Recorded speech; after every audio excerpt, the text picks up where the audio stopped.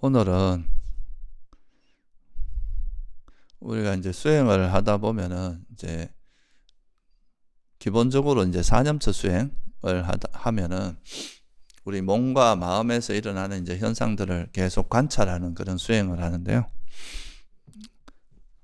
그러니까 몸에서 일어나는 현상도 알아차리고 마음에서 일어나는 현상도 알아차리고 이렇게 이제 몸과 마음을 관찰하는 수행을 하다 보면 그 수행을 하는 과정에서 얻어지는 통찰지가 있습니다. 지혜가 있습니다.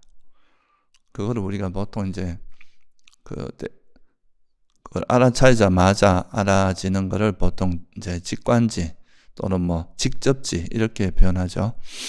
그러니까 직접적으로 어떤 현상을 관찰하면서 얻어지는 지혜라고 해서 그거를 이제 직관지 또는 직접지라고 표현하는데, 근데 이제 그런 그 관찰을 통해서 얻어진, 소위 말해서 이제 알아차림을 통해서 얻어진 그런 지혜가 있는데요. 그거를 거기서만 머물지 않고 그 얻어진 지혜에 대해서 이제 여러 가지 측면에서, 그러니까 뭐 그것의 원인은 뭔지, 왜 일어나는지, 또 이것을 버리는 방법론은 뭔지, 수행 방법은 뭔지, 이런 거에 대해서 이제 조사하고 숙고하고 사유하는 거, 이거를 우리가 이제 조사 또는 이제 반조라고 표현을 하는데요. 그래서 이런 이제 반조를 통해서 또는 조사를 통해서 얻어지는 지혜, 이것도 이제 굉장히 중요한 지혜 중에 하나입니다. 보통은 이제 우리가 수행이라고 하면 그냥 딱 그 직관적으로 얻어지는 그거에 주로 포커스를 맞춰서 많이 이야기를 하는데요.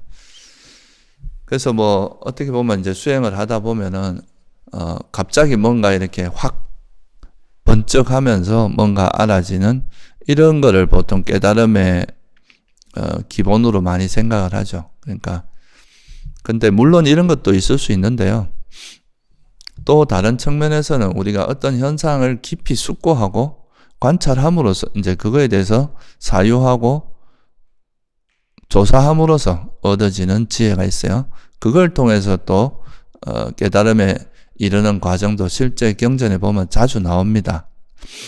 그래서 오늘은 이 소위 말해서 이제 조사지 또는 뭐 반조라고 하는 이 부분에 대해서 좀 살펴볼까 합니다. 그러니까 이제 반조하는 거에 대해서는 제가 뭐 여러 번 좀 말씀을 드렸는데, 근데 이 반조를 하는 데 있어서 이제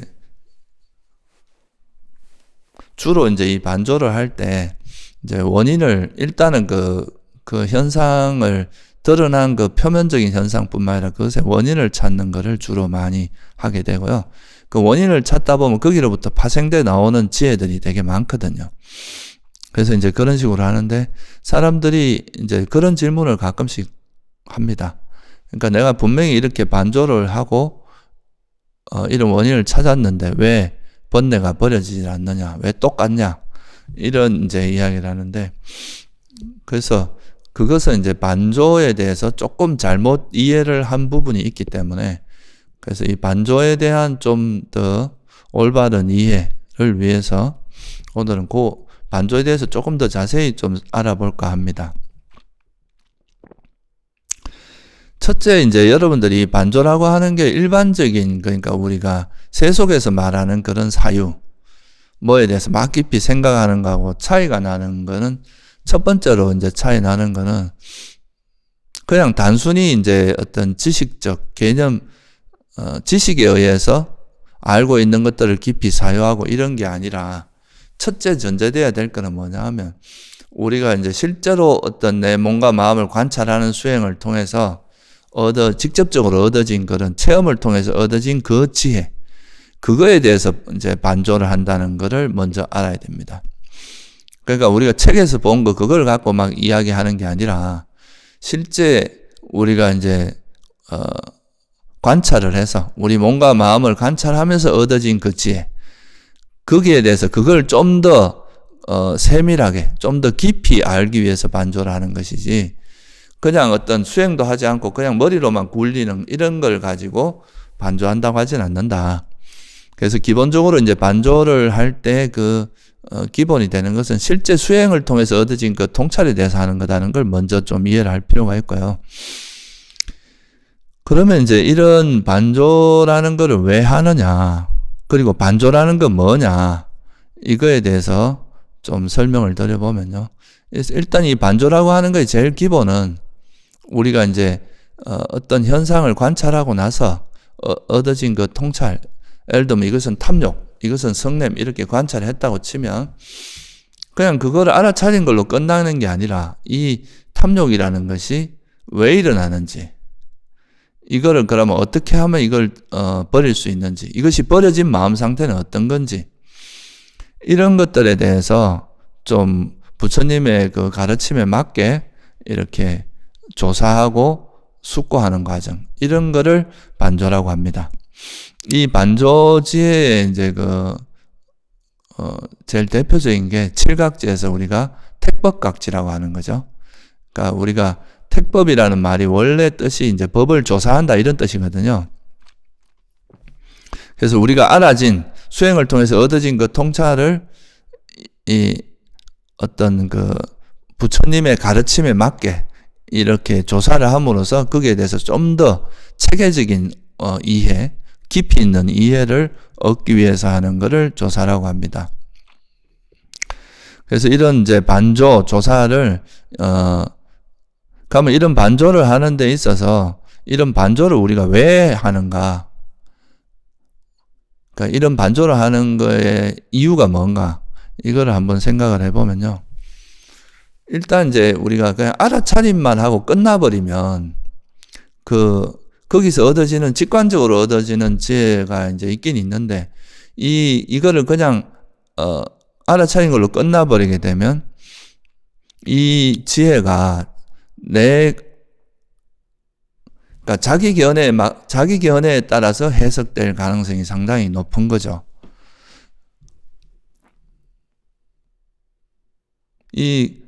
수행을 통해서 얻어진 통찰이 부처님의 이제 부처님이 깨달은 바에 우리가 이제 부처님이 깨달은 그걸 우리도 같이 수행을 해서 얻어야 되는데, 그게 아니라 이제 뭔가 수행을 통해서 얻어진 체험을 이런 이제 반조 과정이 들어가지 않으면 이것이 그냥 자기식으로 해석이 돼갖고 자기만의 견해로 될 가능성이 상당히 많다.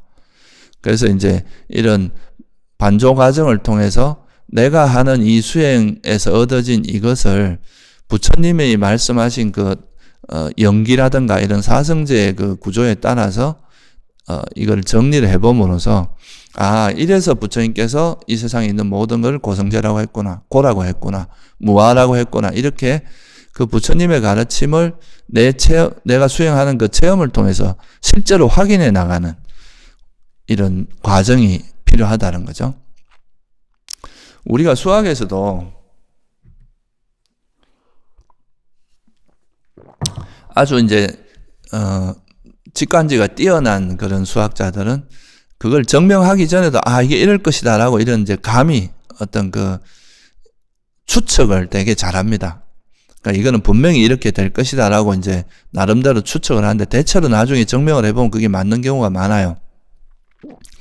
그렇지만 이거는 일종의 이제 직관적으로 뭔가 알아지는 건데, 이것만 가지고 그것이 확실히 사실이라고 단정할 수는 없거든요. 그거에 대해서 수학에서도 그걸 검증하는, 다시 말해서 증명하는 과정을 반드시 거칩니다. 그래가지고 검증이 돼야 그걸 이제 진리로서 사실로 받아들이고 이렇게 하죠. 그러니까 우리가 이제 수행을 하면서 얻어지는 통찰도 마찬가지인 거죠. 분명히 얻어져서 뭔가 알아지는 건 있는데 그것이 제대로 한 건지 아니면 내 식으로, 자기 식으로 한 건지, 이런 거를 검증할 필요가 있다 이거예요. 그런 검증을 통해서 이제 우리가 내가 가는 이 수행의 길이 부처님께서 가신 그 길과 일치하는지 안 하는지, 이런 걸 검증하는 과정도 반조의 중요한 부분 중에 하나입니다. 그래서 이 반조라는 것은 반드시 이제 이런 자기 수행을 점검할 수 있다, 검증할 수 있다. 이게 첫 번째 이유라고 할 수 있고요. 또 두 번째는 뭐냐 하면 이제 우리가 수행을 하면서 알아지는, 그러니까 알아차림을 통해서 얻어지는 통찰 같은 거는 그러니까 주로 이제 현상에 드러난 것들을 주로 알아차리게 되는데, 우리가 이제 우리한테 드러나는 이런 마음들이, 현재 이 마음이, 드러나는 그 밑뿌리에 보면은 굉장히 큰 어떤 우리가 과거생부터 또는 어릴 때부터 익혀왔던 그런 습관의 흔적이라든가, 살아왔던 삶의 흔적이 다 담겨져 있습니다. 그런 것을 기반으로 해서 이제 현재 어떤 우리 마음 상태가 드러나는 건데, 현재 마음만 이렇게 너무 보다 보면은 그 속에 숨어 있는 이런 이제, 습관이라든가, 견해라든가, 그런 잠재 성향이라든가, 이런 걸 보기가 좀 쉽지가 않습니다. 드러난 것만 가지고. 그래서 우리가 이제 이 현재 드러난 것의 원인을 찾고, 그것이 왜 일어나는지를 조사하다 보면, 반조하다 보면, 그 속에 숨어 있는 자기의 업식이라든가, 또는 과거생부터 익혀오던 습관, 또는 이생에 익혀오던 습관, 성향, 자기의 성격의 성향, 이런 것들을 보게 돼요. 어떻게 보면 우리가 겉에 드러난 거는 빙산의 일각이라고 할 수 있는데, 그 속에, 어떻게 보면 뭐 현대말로 하면 좀 무의식적으로 이렇게 잠재되어 있는, 습관적으로 잠재되어 있는 그런 것들을 이제 좀 보게 되는데, 그걸 이제 부처님께서는 잠재 성향이라고 설명을 하셨죠. 유식에서는 이런 걸 아레아식의 관점에서 설명을 하고 하기도 하는데요. 근데 어쨌든 이 현재 드러난 것보다 더 뭔가, 숨어 있는, 그러니까 겉으로 이렇게 드러난 거는 어떻게 보면 이제 빙산의 일각이고, 그 속에 숨어 있는 뿌리들, 그거를 보게 하는 게 또 이런 반조의 과정을 통해서 그런 이제 우리 마음 속에 숨어 있는 그런 잠재의식이나 잠재 성향이나 그런 이제 습관, 견해, 이런 것들을 볼 수 있게 됩니다. 그래서 이제 그런 걸 통해서 자기의 번뇌가 일어나는, 예를 들면 번뇌를 가지고 이야기하면 그 번뇌의 구조를 정확히 볼 수 있습니다. 그런 이유 때문에 이런 또 반조를 하는 거고요. 두 번째 이유는 이제 자기의 고질적인 번뇌를 볼 수 있다는 거. 그 속에 숨어 있는. 그래서 이제 우리가 보통 이제 풀을 뽑을 때도 겉에 나 있는 땅 위에 올라와 있는 그 풀만 뽑으면, 그 뿌리를 안 뽑으면 그 뿌리가 분명히 또 다시 풀을 나게 만들잖아요. 그런 것처럼 우리가 이 번뇌가 일어나는 그 밑뿌리에 있는 그 소위 말해서 제일 근원적인 뿌리, 그게 보통 어리석음이거든요. 이런 어리석음을 명확히 보지 못하면 이건 또 계속 번뇌가 또 반복되고 합니다. 그래서 이제 이런 어리석음을 정확히 보게 되면은 그 뿌리를 봐서 이제 그 뿌리를 제거하면은 훨씬 더 이제 번뇌를 근원적으로 버릴 수 있다. 그래서 이제 이런 반조를 통해서 그런 원인을 찾고 그 뿌리를 봄으로써 어떻게 해야 이제 번뇌를 명확히 버릴 수 있는지, 이런 이제 수행의 방향성도 찾을 수 있죠. 그게 아니라 자꾸 껍데기만 가지고 이렇게 찾아 나가다 보면 뭔가 수행을 하는 것 같은데 계속 뭔가 번뇌가 사라지지 않고 반복되는, 예를 들면 우리가 이제 감각적 욕망 같은 거를 이제 벗어나려고 하는데, 이거는 부처님께서 하면 안 좋다 하니까 이게 왜 이게 안 좋은지도 모르고 이게 원인이 뭔지도 모르고 억지로 억누르고 참습니다. 근데 이런 거는 좀 있으면 또 반복되거든요. 힘이 있을 땐 좀 참아지지만 그게 또 마음이 풀어지거나 어떤 상황이 되면 또 일어난단 말이죠. 근데 우리가 이제 감각적 욕망이라는 것이 달콤하지만, 그 욕망을 우리가 누릴 때는 달콤하지만 그 속에 숨어 있는 위험성, 이것이 가지고 있는 해로움을 통찰하게 되면 그 해로움이 있다는 거죠. 근데 그런 걸 모르기 때문에 우리가 이제 이 감각적 욕망을 즐기는 것을 행복이라고 생각하는데, 부처님께서는 이거를 이제 들여다보면 이게 행복이 아니라 이것이 가지고 있는 해로움도 많고, 이것은 달콤함보다 그 괴로움 요소가 훨씬 많다. 그래서 이거는 괴로움이다. 이렇게 말씀하셨는데, 그러니까 이거를 이제 괴로움으로 보는 그런 지혜가 생기지 않고 그냥 엉두르기만 하면 이건 계속 반복될 수밖에 없는데, 그래서 이거를 번뇌 구조를 정확히 이제 통찰을 해보면, 이 감각적 욕망을 행복으로 잘못하는 어리석음 때문에 일어나는 거라. 이걸 만약에 발견을 했다, 반조를 통해서, 그러면은 이제는 우리가 버려야 될 타켓이 감각적 욕망이라는 것뿐만 아니라 그거라기보다는 어리석음이 됩니다. 그래서 이 감각적 욕망을 행복으로 보는 그 어리석음을 타켓으로 잡아서 그걸 버리면 이거는 이제 마치 풀을 뽑을 때 그 풀의 뿌리를 뽑는 것과 같아가지고 그러면 이제 이 감각적 욕망이라는 것이 좀 더 근원적으로 버려질 수가 있다 이거죠. 그래서 이제 아나함이라는 그 성자가 되면은 이 감각적 욕망이 괴로움이라는 것을 명확히 꿰뚫어 알기 때문에 이제 감각적 욕망이 완전히 뿌리채 뽑힐 수 있다는 거죠. 그래서 이런 식으로 우리가 수행을 해야 될 그 타켓, 그러니까 정말 이렇게 핵심적으로 어느 방향으로 수행을 해야 되는지 이거를 명확히 알게 해주는 것도 바로 반조의 과정을 통해서 알게 해주는 거다. 그래서 이 반조라는 것이 그런 또 우리가 수행을 노력을 기울여야 될 명확한 방향성을 찾는 것. 어디에 노력을 쏟아야 되는지, 그냥 쓸데없는 데 노력을 쏟는 게 아니라 노력을 쏟아야 될 정확한 방향을 찾는 데도 도움이 됩니다. 그리고 또 하나는 마지막으로 한 가지는 이 반조를 통해서 좀 더 깊이 있고 예리한 지혜를 개발할 수 있어요. 우리가 그냥 이렇게 직관적으로 알아진 것은 물론 이제 감각적으로 되게 얻어진 것이 반짝반짝하고 그런 지혜가 있긴 있지만 그것을 아까도 말했지만 좀 더 이렇게 검증을 해서 그것이 진짜 사실인지 아닌지 이렇게 검증하는 과정에서 좀 더 예리해지고 좀 더 깊은 지혜가 생기는 게 있거든요.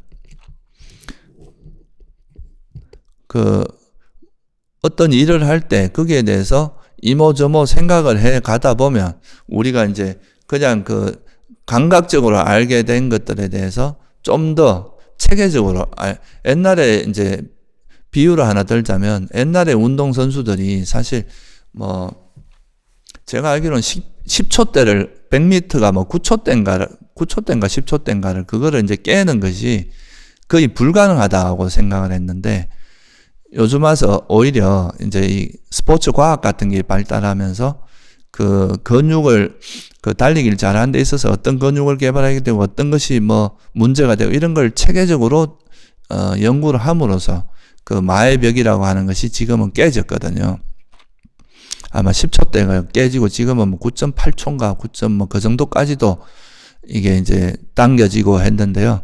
이런 게 단순히 그냥 옛날 같이 그냥 운동을 잘하는, 그러니까 타고날 때 능력이 있어갖고 감각이 좋아서 운동을 잘하는 그런 수준이 아니라 그거를 이제 더 체계적으로 연구를 함으로써 훨씬 더 달리기 능력을 향상시켜가지고 그런 좋은 결과를 낸 것도 있단 말이죠.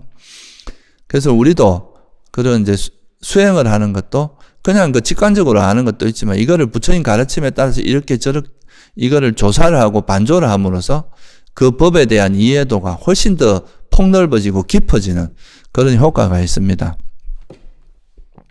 그래서 이런 반조는 우리가 지혜를 좀 더 깊고 예리하게 만들어주는데도 상당히 큰 효과가 있다.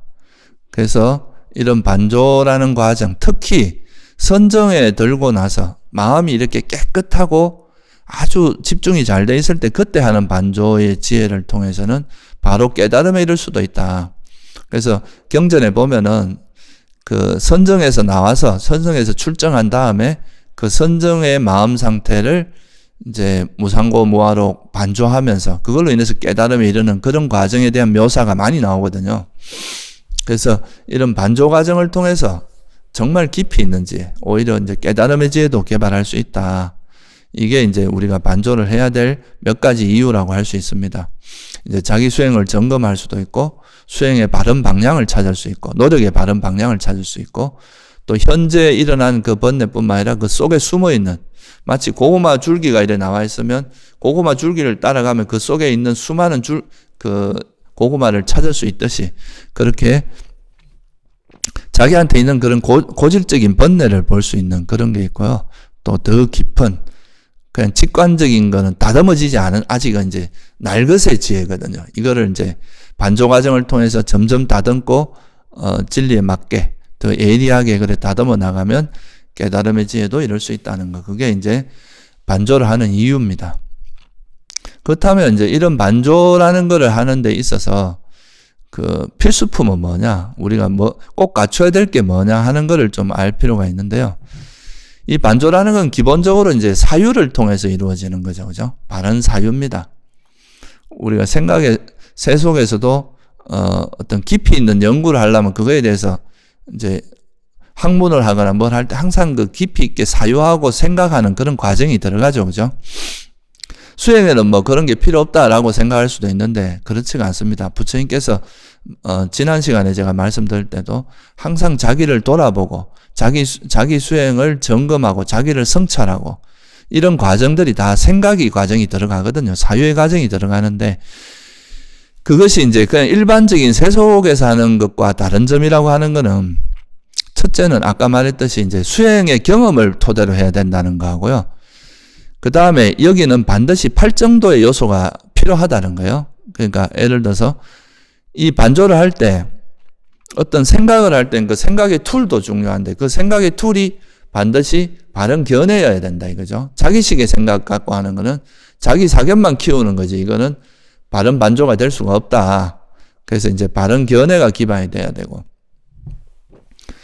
또 그런 바른 견해를 바탕으로 이제 이런 반조를 했어요. 예를 들면 감각적 욕망의 원인이 이 감각적 욕망을 행복으로 보는 어리석음에 있다. 이렇게 반조를 했다면 그러면 이제 이 어리석음을 버리기 위해서 반드시 뭐가 들어가야 되냐면 노력이 들어가야 됩니다. 그냥 반조만 하고 끝나면 이거는 그냥 학문적으로 연구한 것밖에 안 되죠. 그래서 이거를 이제 자기가 반조를 했으면 그 반조한 결과에 따라서 그 번뇌를 버리기 위해서 애를 쓰고 노력을 해야 돼요. 그러니까 그게 뭐예요? 바른 정진이 들어가야 됩니다. 그리고 이 정진을 하다 보면 또 뭐가 생기냐면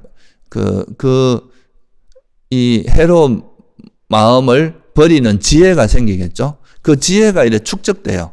그게 바로 바른 기억입니다. 우리가 축적된 기회가 쌓이게 되죠. 그게 이제 우리 마음으로 익혀집니다. 그러면 그게 이제 생기면 실제로 번뇌가 버려지면서 이 감각적 욕망이 아까 말씀드린 거는 이제 예를 들면 감각적 욕망이 버려지면서 마음이 고요하고 청정하고 그런 집중된 그런 삼매를 얻게 됩니다. 그러니까 이 과정이 하나의 사이클로 딱 완성이 돼야 반조가 제대로 됐다고 할 수 있는 거죠. 그냥 이거 원인 이거네 하고 그냥 끝나버리면 그 원인만 안다고 해서 번뇌가 완전히 버려지는 건 아니거든요. 그 원인을 알았으면 거기에 맞게 우리가 버려야 될 타켓을 정확히 정해서 그 타켓에 맞게 그걸 버리려고 노력을 하고 그래서 실제로 그런 버리는 지혜가 생기고 그거에 의해서 실제로 버려졌을 때 그 번뇌가 버려졌을 때 이게 진정한 반조라고 할 수가 있다.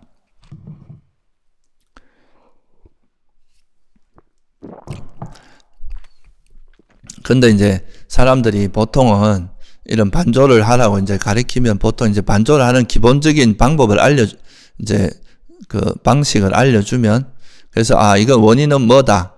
이건 내가 무아에 대한 어리석음 때문이다. 또는 그 괴로움을 행복으로 잘못한 그런 어리석음 때문이다. 이렇게 알고 거기서 끝나는 경우가 되게 많습니다. 만약 이렇게 되면은 사실 이거는 그냥 우리가 이제 사유를 통해서 뭔가 조사를 했어요. 어떻게 하면 되겠다. 길은 알았는데 실제로 그 길을 가지 않는 것과 같거든요. 길을 알았으면 그 길을 가야 될 거 아니에요. 그러니까 이 과정에서는 반드시 바른 정진과 그걸 통해서 얻어진 지혜, 바른 기억, 그 지혜가 쌓인 걸 우리가 바른 기억이라고 하죠.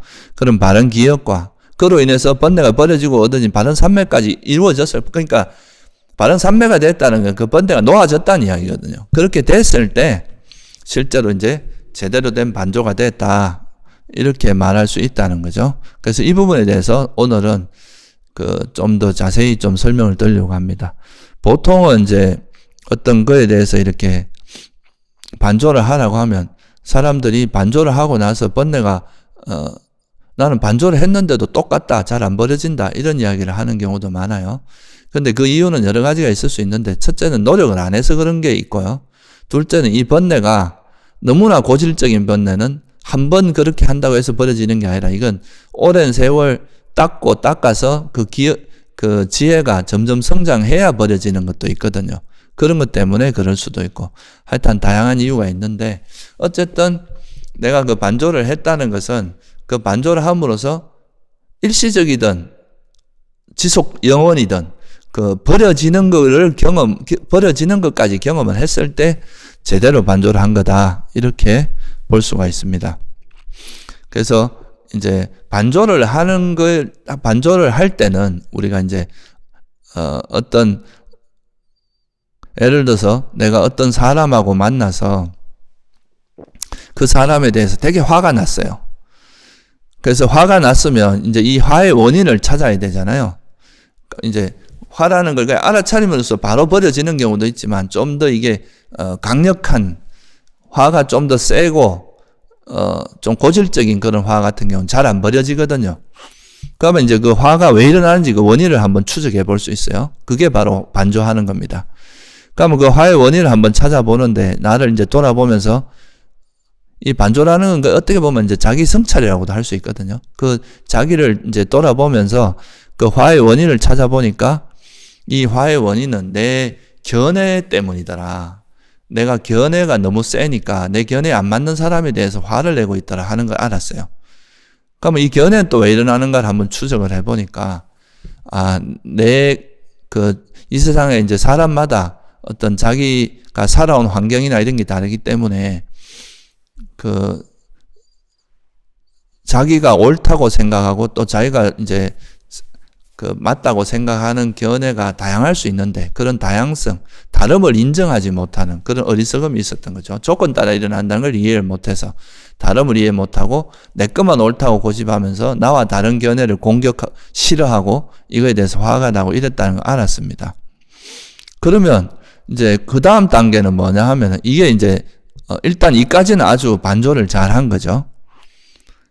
근데 이제 이렇게 하고 난 다음에는 그러니까 내가 너무 이제 사람마다 견해가 다르다는 거를 인정을 안 하고 내 견해만 고집을 했구나 이렇게 알았으면 실제 마음을 그렇게 바꿔가지고 견해의 다름을 인정하고 그거를 이해함으로써 그 다른 사람의 견해가 나와 다른 것에 대해서 이제 인정을 하게 되면 그 싫어하는 마음이 버려지겠죠. 그렇게 실제로 화가 버려지고 그 사람이 나와 다른 이야기를 하더라도 그거를 들을 수 있고 일단 듣고 그거에 대해서 또 내 견해를 이야기하고 이럴 수 있게 됐을 때 그게 진짜 반조가 된 거다.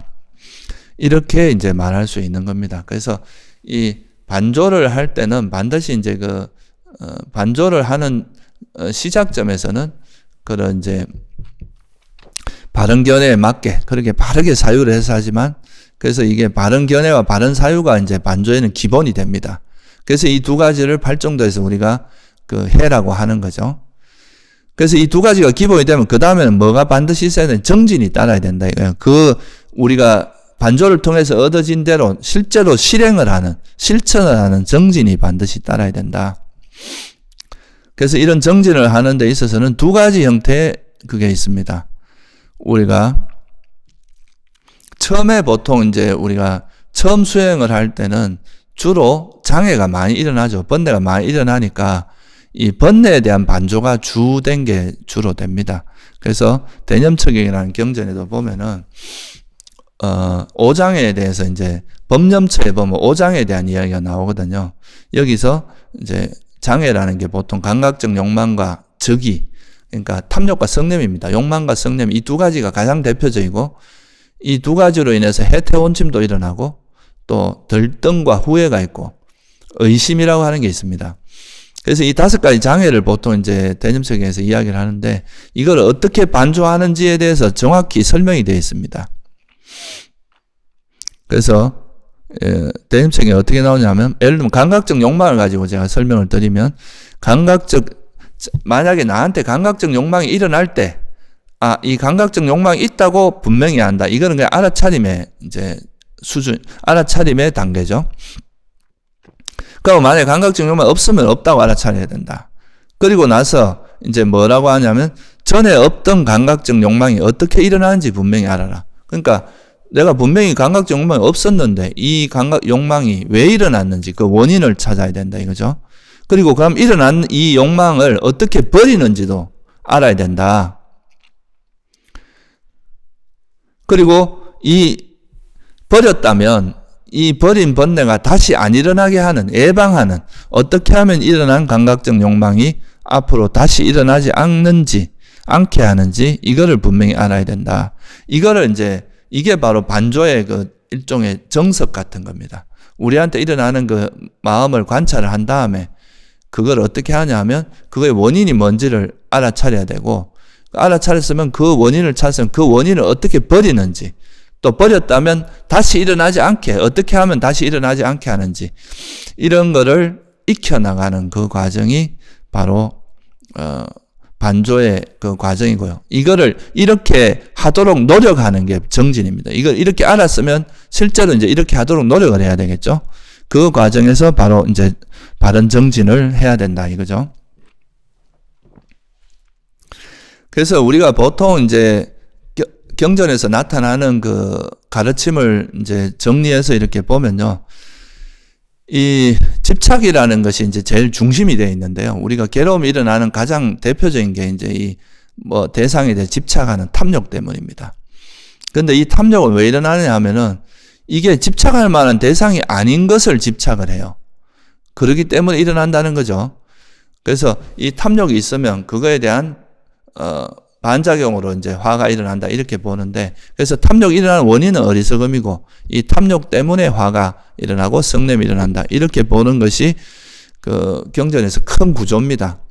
그래서 우리가 어떤 이제 번뇌에 대해서 반조를 할 때, 지금 여기서처럼 감각적 욕망이 왜 일어나는지, 성냄이 왜 일어나는지 이런 거를 반조를 할 때는 이 구조를 좀 활용하면 좋습니다. 근데 물론 이것도 아셔야 돼요. 우리가 그 보통 탐욕 때문에 성냄이 일어나긴 하지만 또 역으로 성냄 때문에 탐욕이 일어나기도 합니다. 그러니까 이게 한 방향으로만 있는 건 아닌데 가장 기본 구조가 이렇다는 거예요. 예를 들어서 우리가 이제 뭐 되게 스트레스를 받을 때는 그걸 풀기 위해서 보통 뭐 음식을 먹거나 영화를 보거나 또는 뭐 바깥에 바람을 쐬고 뭐 경치를 보러 다니는 이런 게 다 이제 감각적 욕망을 즐기는 건데, 그래서 화가 날 때 보통 그걸 풀기 위해서 감각적 욕망으로 푸는 거, 이거는 이제 이 그러니까 화를 통해서 화가 원인이 돼서 감각적 욕망이 일어난다 이렇게 볼 수도 있잖아요. 그리고 또 욕망이 있으면 그 집착이 내가 원하는 걸 이루어지지 못하면 그것 때문에 화가 나니까 욕망 때문에도 화가 난다 이렇게 말할 수 있는데, 그러니까 사실은 감각적 욕망과 성냄이라고 하는 서로 영향을 주는 건 맞습니다. 그렇지만 좀 더 그 근원적인 원인을 찾아보자면 욕망이 조금 더 근원적입니다. 그래서 욕망 때문에 화가 일어난다 이렇게 보는 것이 좋고요. 그리고 또 이 두 가지가 일어나는, 이건 서로가 이제 원인이 되지만 또 이것이 일어나는 그 밑뿌리에는 어리석음이라는 게 숨어 있다는 거. 그래서 그 보통 이제 우리가 경전에서 기본 구조는 이걸 알고 그 다음에 여러분 응용하시면 됩니다. 가장 기본 구조는 욕망이라는 것은 어리석음 때문에 일어나고, 그 어리석음을 조건으로 해서 또 화가 일어난다는 거. 보통 이제 그 상유다니까이나 이런 경전에 보면 이렇게 나옵니다. 우리가 이제 사라지기 마련인 거, 이 세상에 있는 모든 현상은 사라지기 마련이기 때문에 무상하고, 그래서 그거는 또 불만족스러운 것이라서 괴로움이고, 내 것이라 할 만한 것도 없다. 이게 이제 부처님께서 말씀하신 진리의 내용인데, 근데 우리는 그걸 모르기 때문에 여기 집착을 한다는 거죠. 그러니까 집착을 하고 있으니까 이것이 사라지기 마련인 거를 집착하다 보니까, 근데 사라지기 마련이잖아요. 내가 막 집착을 하고 아무리 집착을 해도. 그러니까 이제 사라지면은 그때 괴로움을, 이게 왜 사라졌냐 하고 막 울부짖고 괴로워한다는 거죠. 그래서 이 집착이 일어나는 그 기본적인 이유는 그 속에 어리석음 때문이다. 이거예요. 사라지기 마련인 것을, 무상한 것을 마치 영원한 것으로 착각하고 있고, 괴로움인 것을 행복으로 착각하고, 내 것이 아닌 것을 내 것이다, 무아인 것을 자아가 있는 것처럼 착각하는 것 때문에 집착이 일어나고, 그러니까 이거는 이제 진리를 잘못 알기 때문에 집착하는 건데, 현실은 어떠냐? 사라지기 마련이고, 괴로움이 일어나기 마련이고, 또 내 것이 아니에요. 그러니까 이렇게 됐을 때 자기가 기대하는 것과 달라지니까 그로 인해서 화가 일어난다. 이게 이제 기본 구조입니다. 그래서 우리가 이제 해로운 법을 반조하실 때는 요런 거를 가지고 이제 반조를 하면은 좀 더 그 원인을 찾기가 좋습니다. 그러니까 현재 일어나는 이 번뇌가 이 번뇌 이 자체의 문제라기보다 이 속에 숨어 있는 이런 탐욕이나 어리석음이 있기 때문에 우리가 화가 난다는 거예요. 화를 가지고 이야기를 하면. 그래서 그런 걸 들여다봄으로써 이 속에 숨어 있는 이런 번뇌 구조를 찾아낼 수 있다는 거고. 그래서 이제 이렇게 하다 보면은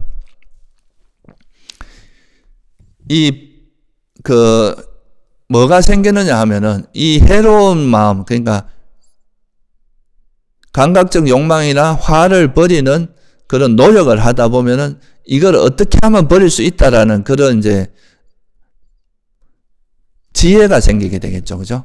아, 성냄은, 나한테 일어나는 성냄은 내가 견해에 대한 집착 때문이었으니까 이 견해를 버리면 내가 성냄이 버려지겠구나 하고 실제로 이제 그 견해에 집착하는 것을 버리는 노력을 하게 돼요. 아, 그러면 이 견해라는 것도 다 이 세상에 이제 사람들이 다 조건 따라 생긴 거니까 이게 사람마다 다를 수 있다는 걸 알면 내가 옳다고 생각하는 길을 가면 되지. 남들이 뭐 나하고 의견이 다르다고 해서 남에게 화를 내거나 싫어할 이유는 없거든요. 그러니까 그렇게 이해를 하게 되면 그 화가 실제로 버려지게 되겠죠. 그러니까 이렇게 이제 화를 버리는, 이 견해를 버리는 지혜가 자꾸 쌓이게 됩니다.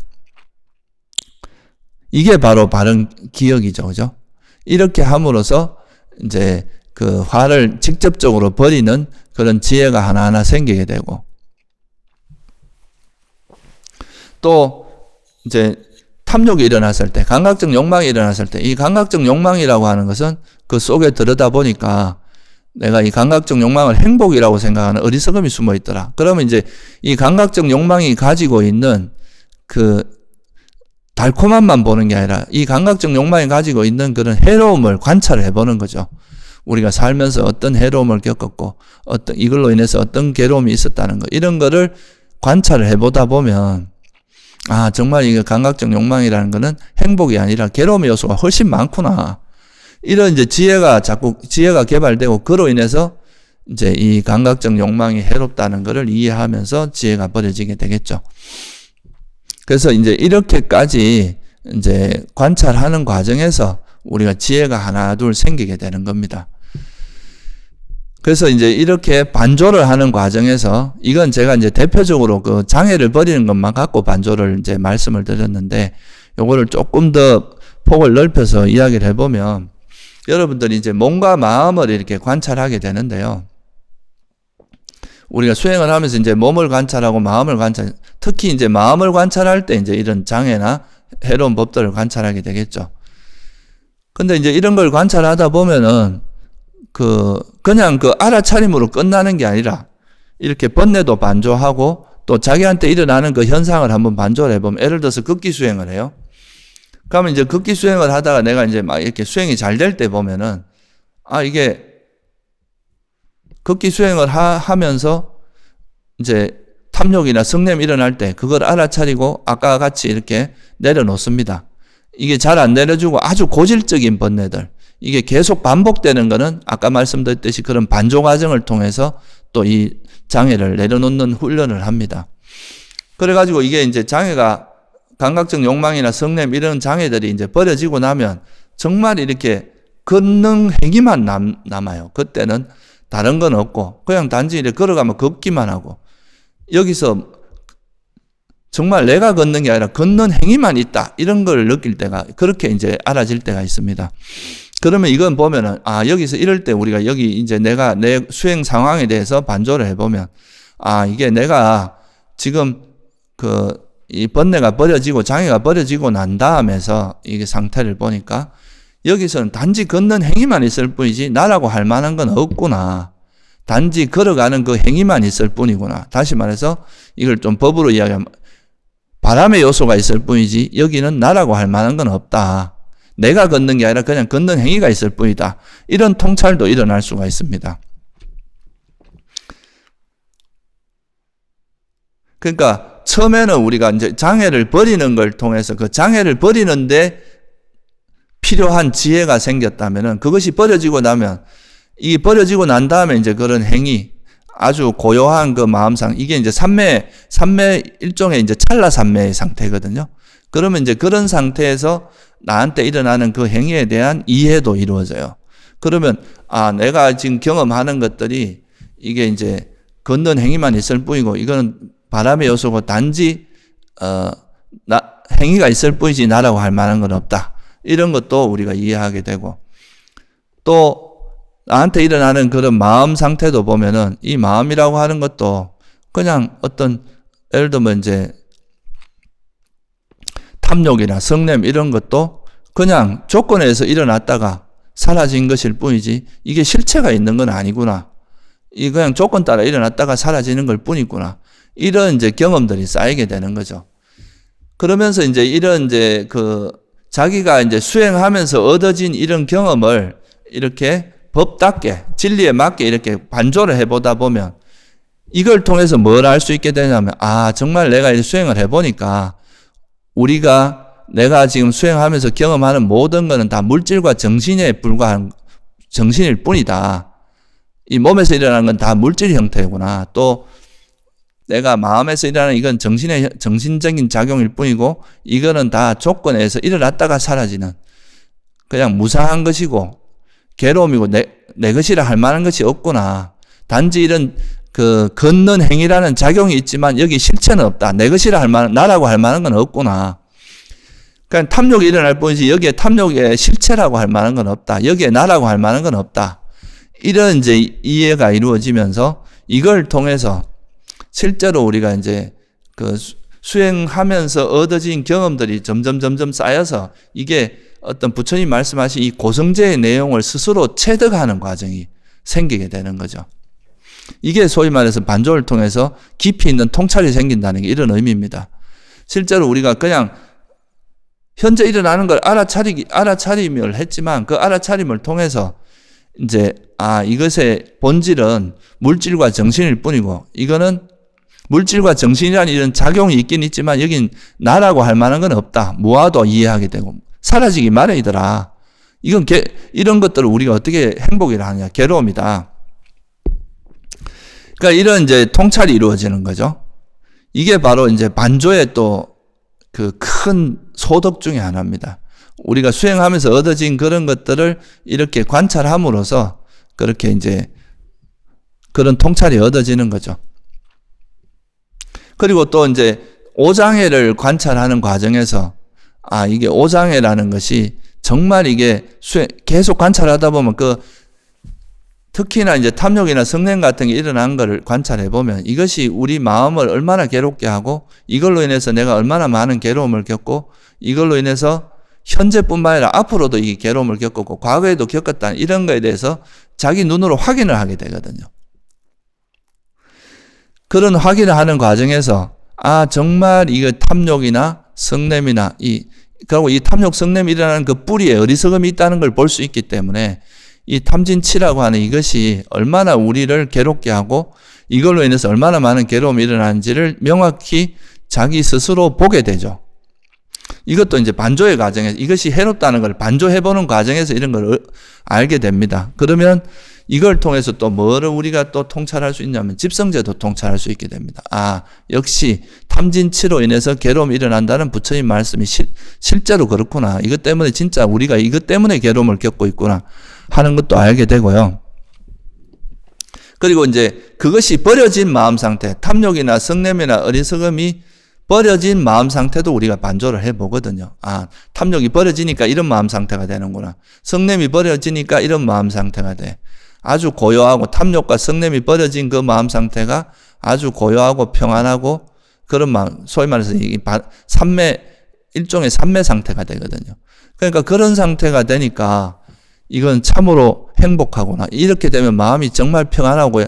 그래서 이 탐진치가 완전히 소멸하게 되면은 정말 열반이 실현되겠구나 하는 그런 확신을 가지게 되죠. 그래서 이런 장애가 버려진, 해로운 법이 버려진 상태를 관찰함으로써 또 멸성제가 우리가 반드시 실현해야 될 정말 우리에게 진정한 행복이 바로 이런 탐진치의 완전한 소멸에 있구나 하는 것을 스스로 또 알게 되는 그런 또 통찰이 생기게 되죠.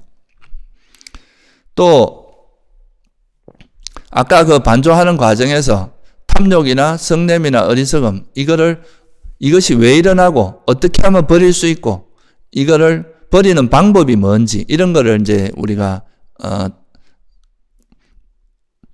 이해하고 그거에 대해서 버리는 실제 방법을 터득해 하는 과정이 있다 그랬잖아요.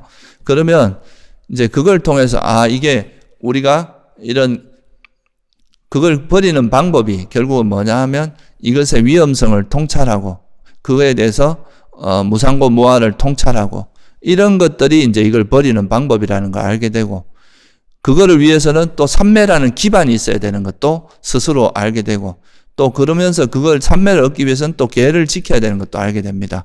그게 뭐냐? 계정해라는 것이 탐진치를 버리는 정말 바른 방법이구나. 이걸 통해서 우리가 탐진치를 버릴 수 있구나 하는 그런 확신을 가지게 되겠죠. 그게 바로 이제 도성제에 대한 통찰입니다. 그러니까 결국은 이 팔정도를 실천함으로써 탐진치가 버려지고 괴로움의 소멸이 실현될 수 있다는 그 확신. 그러니까 이 도성제라는 것이 또 이제 반조 과정을 통해서 이 도성제라는 것이 정말 괴로움의 소멸로 인도하는 도닦음이라는 것. 특히 이 팔정도라고 하는 것이 팔정도의 실천을 통해서 우리가 그 탐진치를 완전히 소멸할 수 있다는 그거에 대해서 확신을 가지게 돼. 그거에 대한 통찰이 생기게 되죠.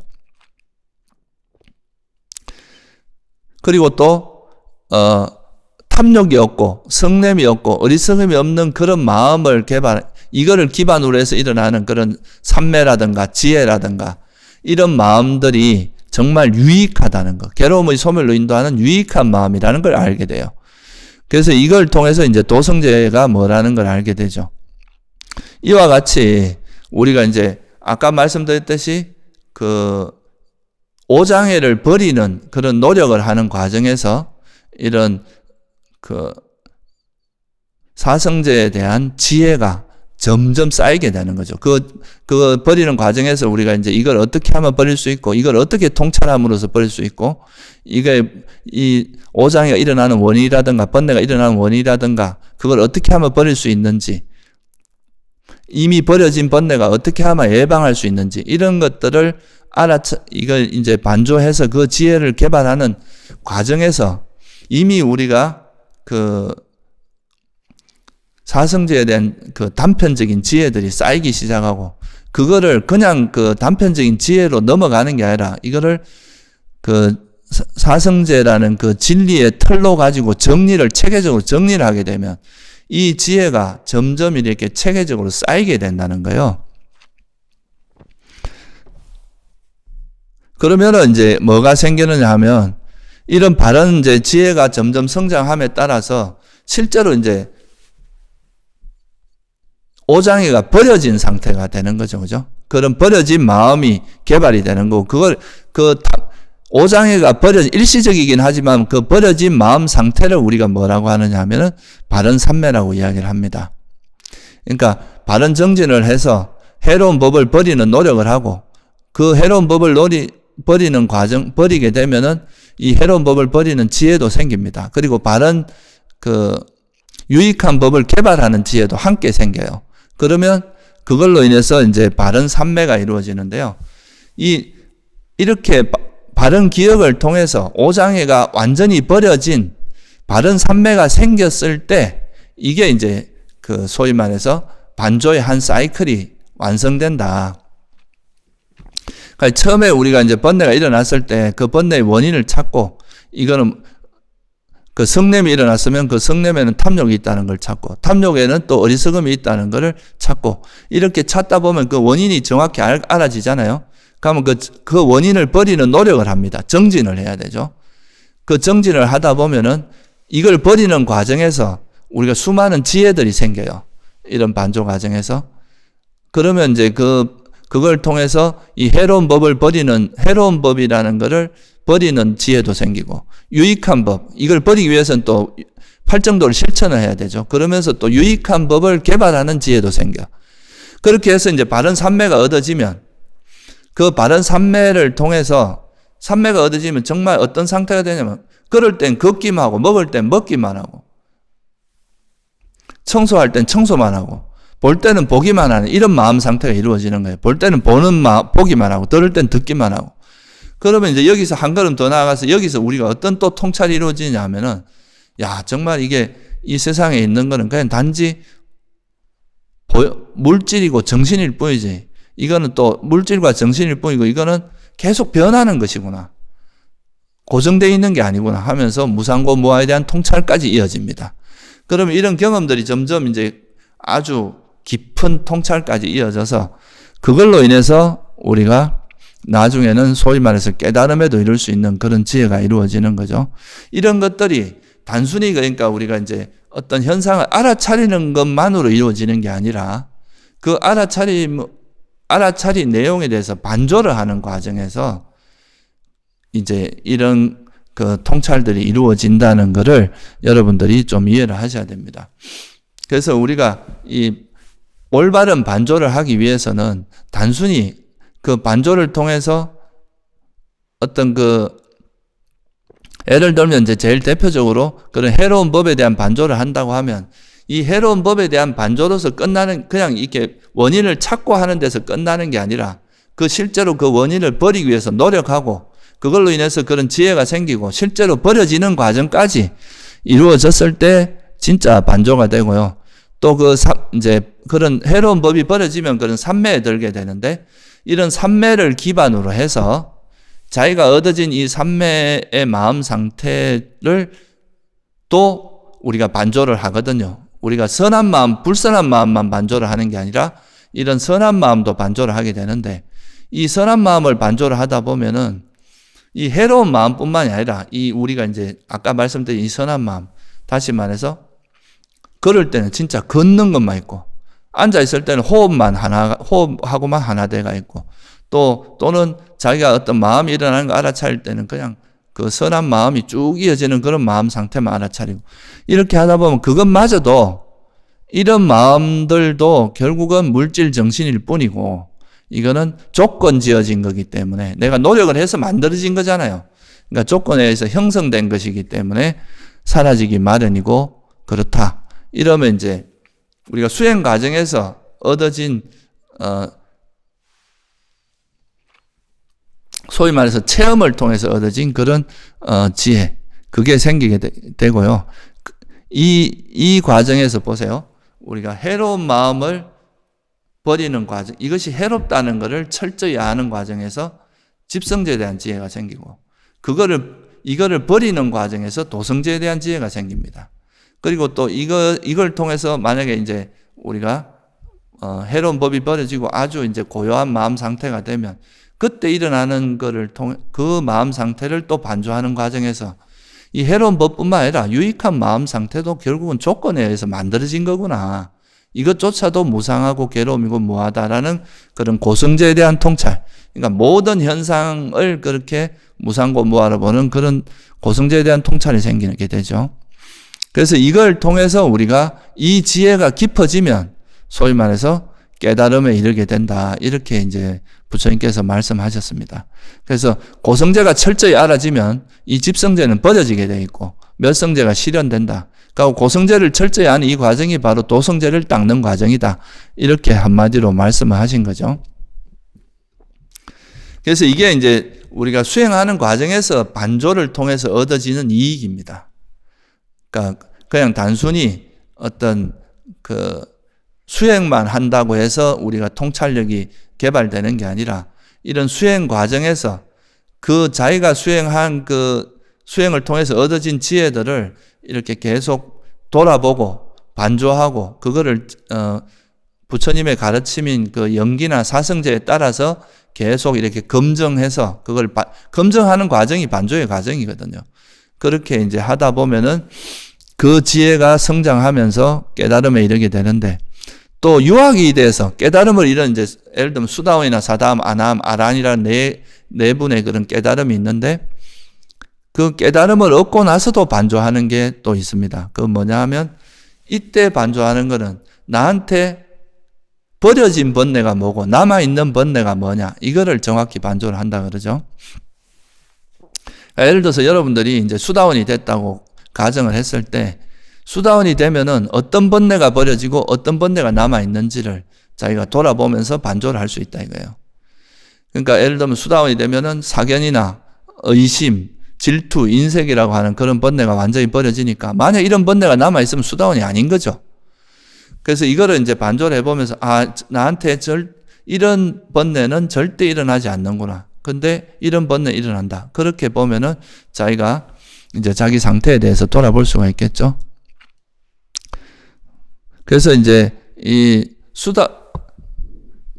유학, 수다원, 사다함, 아나함까지는 아직 공부할 게 남았다 그래서 유학이라고 하는데, 유학 같은 경우는 두 가지, 이제 반조를 할 때 크게 보면 이제 두 가지가 있는 거죠. 내가 버린 번뇌가 뭔지, 이제 나한테 버려진 번뇌가 뭔지, 남아있는 번뇌가 뭔지, 이 두 가지를 반조하는 거고, 근데 이제 이거는 사실 본인이 이제 수다원이 됐고 사다원이 됐고 아나함이 됐고 이런 거는 스스로 분명히 반조를 할 수 있는데, 이 남아있는 번뇌가 뭔지 아닌지 이거는 반조를 하는 경우도 있고 안 하는 경우도 있다고 합니다. 이제 유학 같은 경우는. 그래서 예를 들면 이제 마지막 니까에 보면은 마하나마라는 그 사람에 대한 이야기가 나오는데, 이분은 원래 일례자, 그러니까 이제 사다함이 돼 있었다 그래요. 그런데 이제 부처님께 이런 질문을 합니다. 세존이시여, 제가 이런 생각이 듭니다. 어떤 법이 내 안에서 제거되지 않아서 때로는 탐욕이 일어나고, 어때는 성놈이 내 마음을 사로잡고 어리석음이 내 마음을 사로잡는지 이런 거에 대해 의문이 일어난다. 이렇게 이야기를 한다 그래요.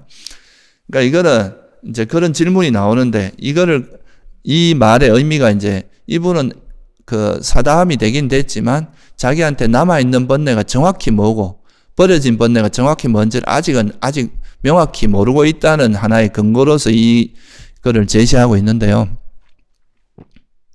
그러니까 이제 유학 같은 경우는 자기한테 남아있는 번뇌가 정확히 뭔지 이런 거를 모를 수도 있다고 해요. 그런데 이제 아라한이 되면은 적어도 이제 근데 이거는 아주 이제 좀 특별한 경우고, 이 케이스가 이제 경전에 자주 나오는 건 아니기 때문에 주석서에서 이제 청정도론에서 이제 이런 이야기를 하는데요. 기본적으로는 이제 깨달음을 얻은 존재들은 적어도 자기가 이제 깨달음을 얻었다는 거는 안다고 합니다. 분명히 아는데 자기한테 남아있는 번뇌가 뭐고 버려진 번뇌가 뭔지 이런 거를 정확히는 모를 수도 있다고 이야기를 합니다. 그렇지만 적어도 아라한이 된 분들은 자기한테 일어난 번뇌, 그러니까 이거 남은 번뇌는 없다는 것은 분명하겠죠. 아라한이 됐다는 건 이제 남은 번뇌가 없다는 거니까 버려진 번뇌를 정확히 알고, 내가 해탈했을 때는 해탈했다는 지혜가 생긴다고 하죠. 경전에 보면 보통 그런 이야기가 자주 나옵니다. 내가 해탈했을 때 해탈했다는 지혜가 있다. 이걸 해탈지견이라고 하죠. 그죠? 스스로가 이제 번뇌가 다 버려졌다는 걸 아는 지혜가 생긴다. 그래서 태어남은 다 했다. 청정범행은 성취되었다. 할 일을 다해 마쳤다. 다시는 어떤 존재로도 돌아오지 않을 것이다. 라고 꿰뚫어 알았다. 이게 사짝가 긴경이라는 경에 나오는 건데요. 그러니까 아라한이 된 존재는 자기가 해탈했을 때 해탈했다는 걸 정확히 반조한다는 거예요. 나한테 이런 번뇌가 다 버려졌구나. 이제 더 이상 나한테는 번뇌가 없다. 그래서 태어나면 다 했다. 청정범행은 성취되었다. 할 일 다해 마쳤다. 이게 선언이죠. 아라한이 됐다는 걸 선언한다는 거죠. 그러니까 대부분의 이제 유학들도 자기가 이제 어떤 경지에 이르면 자기가 이르렀다는 건 기본적으로 알게 됩니다.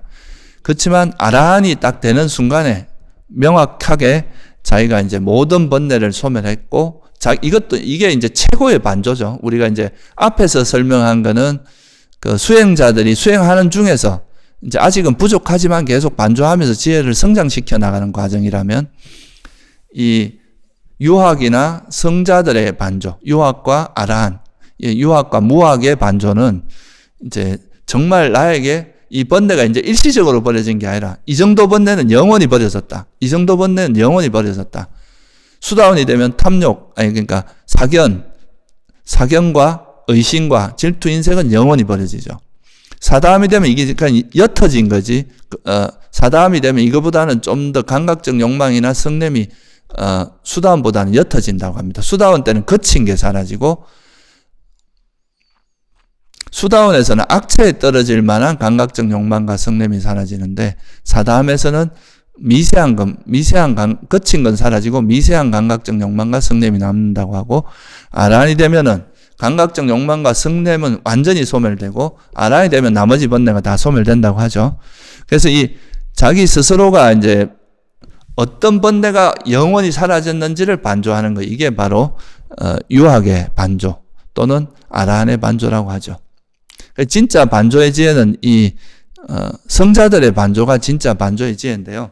우리가 이제 이런 성자가 되기 전까지는 그런 수행자들도 자기가 수행하면서 나한테 어떤 번뇌가 어떤 번뇌가 있고, 이 번뇌를 어떻게 하면 내가 버릴 수 있고, 이 번뇌의 원인은 뭐고, 이 번뇌는 어떻게 하면 다시 일어나지 않게 하는지, 이런 것들에 대해서 명확히 아는 것, 이거는 이제 수행자들의 반조다, 이렇게 볼 수가 있습니다.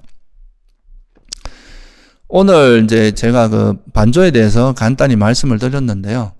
이 반조에서 이제 다시 한번 말씀을 좀 드리면, 우리가 이제 그 어떤 번뇌들에 대해서 보통 이제 자기를 돌아볼 때, 자기를 이제 돌아보는 것, 자기를 성찰하는 걸 반조라고 하는데요.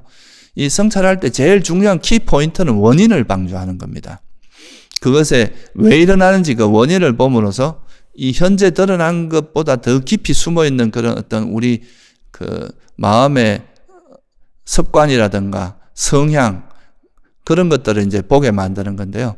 그 원인을 찾는 과정, 원인을 알게 되면 그 원인에서 일어난 것, 이 원인을 어떻게 하면 버리는지도 우리가 이제 알게 되고, 그것이 다시 일어나지 않게 하는, 예방하는 방법도 알게 되고, 만약에 또 유익한 법이라면 어떻게 하면 계속 일어나게 하는지, 이런 것도 알게 되고, 그래서 그 원인을 찾고, 그런데 이 원인을 찾는 거에서 끝나서는 안 된다. 이 원인을 찾았으면 실제로 이걸 버리는 방법 또는 개발하는 방법으로 철저히 정진을 해야 된다. 정진을 하고, 그 정진을 하다 보면은 그 이제 예를 들어 해로운 법은 버리는 지혜가 점점 쌓일 거고, 유익한 법은 개발하는 지혜가 쌓일 텐데, 그 지혜가 쌓이는 것이 바로 바른 기억이 생기는 거다, 이렇게 말할 수 있고요. 그 바른 기억이 생겨서 실제로 그 번뇌가 버려지고, 아주 고요한 마음 상태가 되는, 청정하고 고요하고 그런 집중된 마음 상태가 되는 걸 우리가 삼매라고 하는 거죠. 그렇게 돼서 그 삼매를 통해서 이런 삼매까지 이루어졌을 때, 그래서 그 이제 번뇌가 완전히 버려지고 그 삼매가 됐을 때, 그때서야 비로소 이 어떻게 보면 반조가 일단락된 거고요. 그리고 또 이 고요한 마음을 상태로 기반으로 해서 더 깊은 지혜도 개발할 수가 있는 거죠. 이렇게 반조가 이제 성장해 나가는 거라는 거를 좀 이해하시면 좋을 것 같아요. 그래서 이 반조라는 거는 단순히 그냥 이렇게 한번 우리가 머리로서 그걸 찾아내는 생각을 하고 끝나는 게 아니라, 이게 수행과 밀접한 관계를 가지고 실제로 그걸 이제 자기 마음에서 실현하는, 체득하는 그 과정까지가 전체를 포함해서 반조라고 한다는 거, 이거를 좀 이해하시면 좋을 것 같습니다. 예, 오늘은 여기까지만 하겠습니다.